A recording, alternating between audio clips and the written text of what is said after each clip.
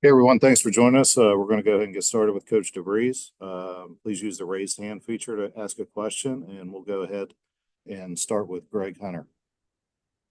So, Coach, obviously, rivalry game, your first road game of the season. What kind of challenges do those present? And what do you find out about your club in these type of situations? Yeah, anytime you're going into your first road game and it's against a really good opponent like Pitt and it's a rivalry game, I think you're going to get really tested and that's something that you can't prepare for until you're in that situation and in that environment and see how your guys respond.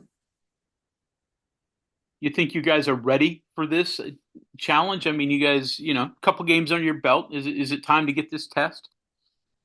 Yeah, I know our guys, have been preparing hard, like everybody across the country, and now you're figuring out your team as you get into game situations and how they respond to all the different environments and things that get thrown at you. So, yeah, our guys are excited to play. It's a fun game for everyone. When you're involved in rivalries like this, the fan bases are energized and it means a lot to both sides. Well, let's go to Cody Nesper. Yeah, hey coach. I'm just wondering, in preparation for this, do you go into the sort of history here of the rivalry a lot and try to educate the guys, or do you just kind of let them go out and experience it firsthand? I don't think it takes much for our guys to figure out that it's an important game, for both fan bases and I think that's something that makes college sports, what it is. It's these type of games are, players really enjoy, coaches enjoy, fans enjoy, and both sides are it's early in the season, but also know that there's implications for every game, but certainly a big game for both of us. Mike Asti. Hey, Coach. Now, kind of off of what Cody was saying a little bit, obviously this is a big rivalry game, a big important game. Would you say it's fair to look at this as maybe the first big test for your team because you have a couple wins under your belt, but this is a Pitt team, a fellow major conference opponent, and because this is maybe that first test, is there anything you're looking to see out of your team different than just from the other games to this point? Yeah, I think it's certainly a big test, and it's a road game too. On top of it, our first true road game as a group. So, we're going to figure a lot of things out, in those 40 minutes on Friday, and what we were ready for and prepared for, and see where we're at with things. But I think our guys are excited about it. I know, they're ready to play. They're ready for the challenge, and Pitt's playing extremely well. Got a really good team, well coached, and it should be an exciting game. Reminder, if you need a question for Coach, please use the raised hand feature, and we'll go to Abby. Hi, Coach. You and some of your guys got the chance to see some of the Backyard Brawl energy back in the TBT a couple months ago. But what have the conversations been like as you guys have, gotten ready for your first true Backyard Brawl, and what's the excitement like?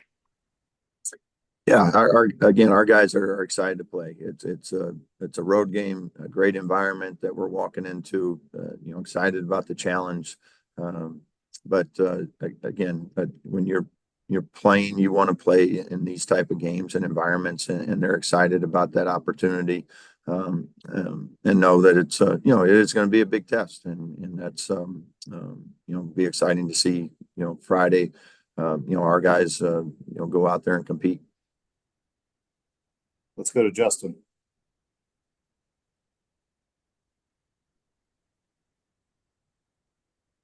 Sorry about that. Hey, Coach, kind of in the spirit of the whole rivalry thing, I was wondering if you could kind of give me your take on, what you guys went through at Drake with the whole IV Classic, and obviously that looked like it was kind of a good deal, and then went south, I imagine for different reasons. But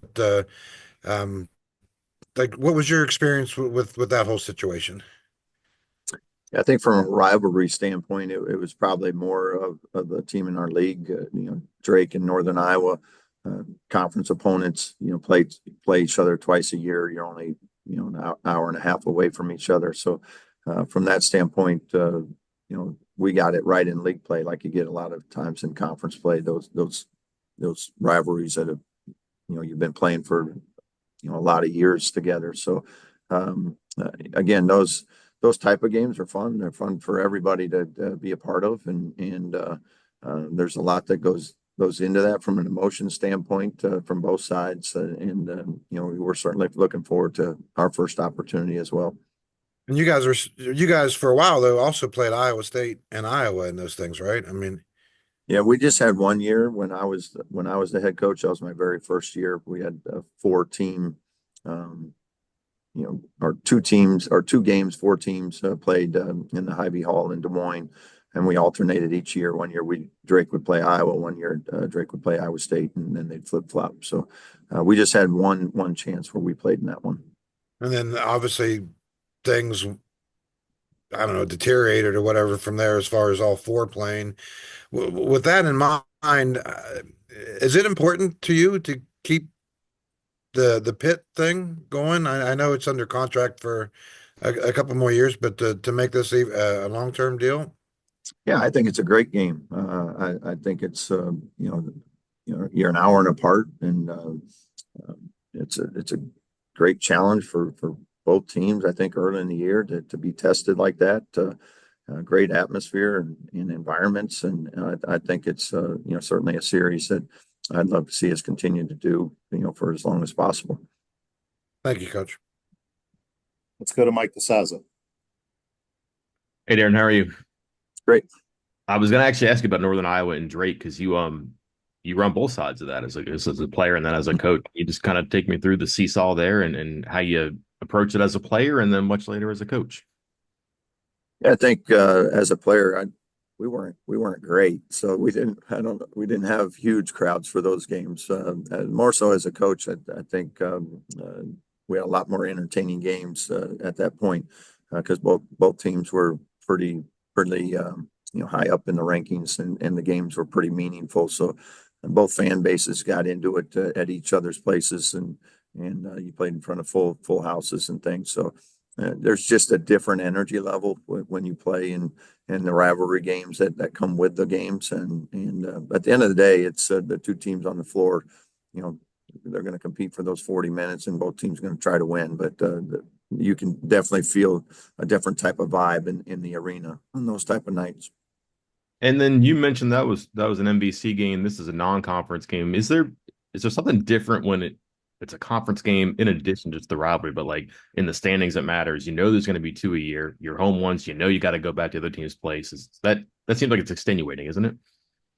Yeah, maybe a little bit on the conference games, as you mentioned, when you do actually get to play a true home and home with them and play them twice. So, you get them once at your place and you got to go to their place. I think when it's just one opportunity a year, it's a little bit different in terms of you don't get that second chance to go try to redeem yourself if you came up on the short end. So, but again, been a part of that. I was at Creighton for a long time with Creighton in Nebraska, a similar situation, 1 game a year and alternate, the home site. So again, it's something that for a lot of reasons that I know our guys appreciate what this game means. Let's go to Tony Antoni. Hey, Coach, quick rundown on Pitt. It looks like Leggett is an issue. Shooting 70% from the floor. 6'3" guy, leads them in rebounding. What are the issues you see with the Panthers? I think they have a lot of issues. They're very balanced. That's what I think I like most about their team is that they present a lot of problems and different ways that they can come at you and challenge your defense. And, they're very aggressive as well, but just overall, they really know how to play with each other and understand who they are and what they're trying to get. And I think that early in the year, they've done a really nice job of looking like they've played together as a group a long time, even though they've added a few new pieces as well. And then defensively, they're very, very stingy and very connected on the defensive end. So I just think overall that they're playing at a really high level right now and doing some good things. Thank you. Let's go back to Greg Hunter. Which, besides the Pitt game, obviously recruiting is signing day, or at least the start of this period. So we expect you to announce some signees. You happy with where things have gone so far? What you've been able to attract and fill the needs that you have identified?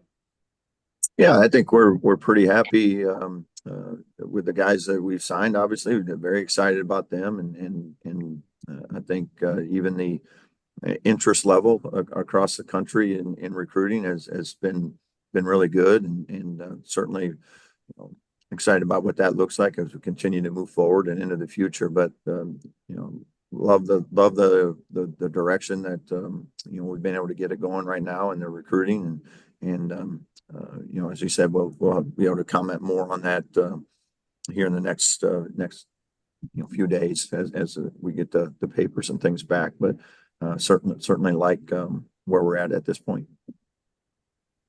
Let's go to Bob Herzl.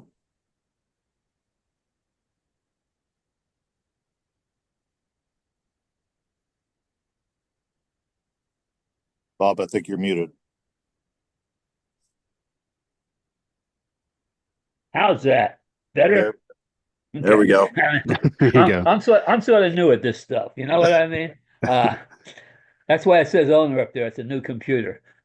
Anyway, different level of excitement you mentioned in games like this, in the arena and the likes. Is the game really more important maybe than just an ordinary non-conference game? And they're more important to the fans maybe than to maybe even the coaches and the players, even though you'd like to think not. I think it's important to all of us. I mean, players, coaches, it's a significant game for us. We know it's a significant game for the fan bases, and you certainly know that both teams are going to come and play as hard as they can to try to win this game. And just like you do every game, but there's certainly some added importance to it. Is there a way to explain the way that added importance shows itself to you and your team? The way it shows itself, the added importance, is that the question? Yeah, the way you experience it.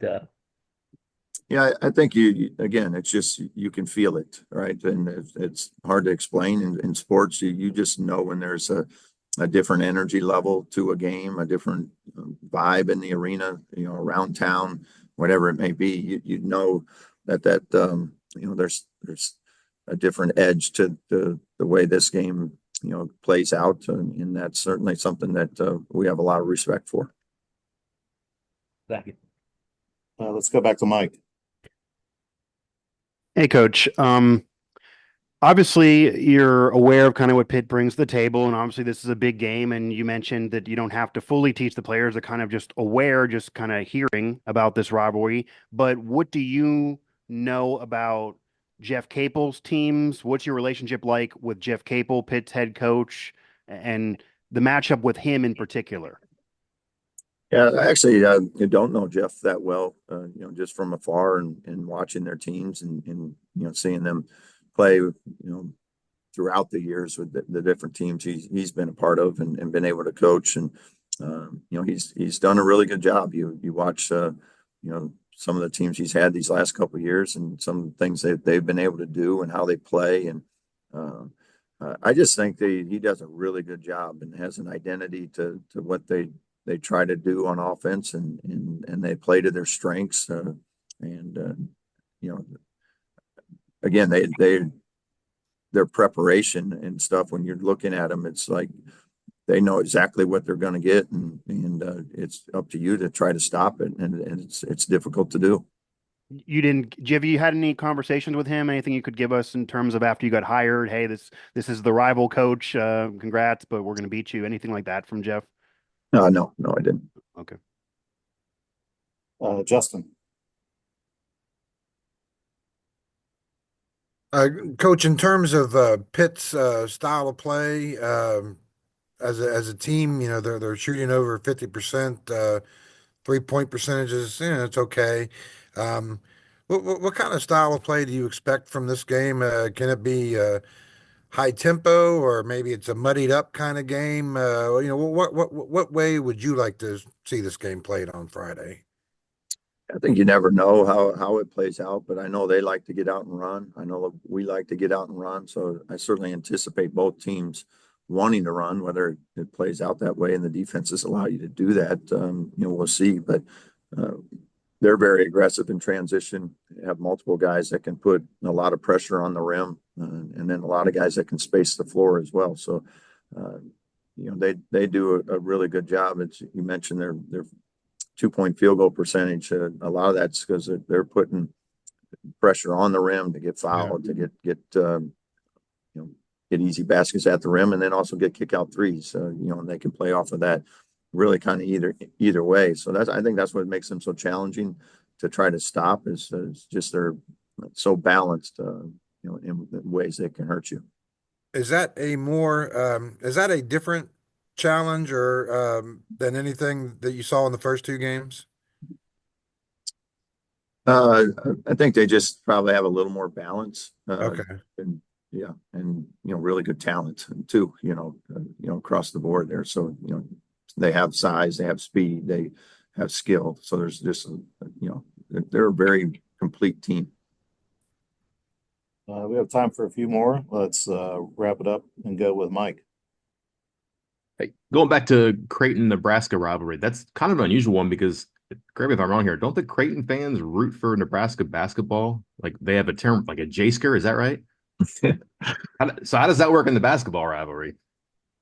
Yeah, there was probably a few fans that went both back and forth with football and basketball. And I'd say the majority were one or the other, but you certainly had a little bit of both on that one. So I think during basketball season, it was you were a Creighton fan or a Nebraska fan, and that's the way they approached it. Did it change any of the tenacity of the rivalry? I'm assuming blue and red did not get along at all that week or that when that game is coming up, or was it a little bit friendlier because at times fans can deviate and change their allegiances a little bit? I think it was pretty just typical of both fan bases. If you were a Creighton basketball fan, you were cheering pretty hard for Creighton that week. If you're a Nebraska basketball fan, you were cheering for your team, and just those bragging rights for the year, in the workplace. I think is what everybody's looking for. Two more. We'll go to Abby, then wrap up with Cody. Sorry to keep asking about the rivalry, but I'm curious, with you being a new coach and having so many new players on the team, how do you kind of pick up this historic tradition and kind of live it to the fullest, knowing like you guys don't have the background of seeing it play out? Just everybody. I mean, when you're around, you understand. When you're involved in sports, you understand rivalries. As coaches, as players, we've all played in rivalry games, whether it's just going back to high school rivalry games. So everybody understands like what rivalry games are and what they mean. And as I said, they're just a little different buzz in the air when you're getting ready to play these type of games. And we'll close with Cody. Yeah, Coach, just wanted to check if there was an update on Jaden Stone. Still day to day. Okay. Thanks everyone for calling in. Thank you. Thank you.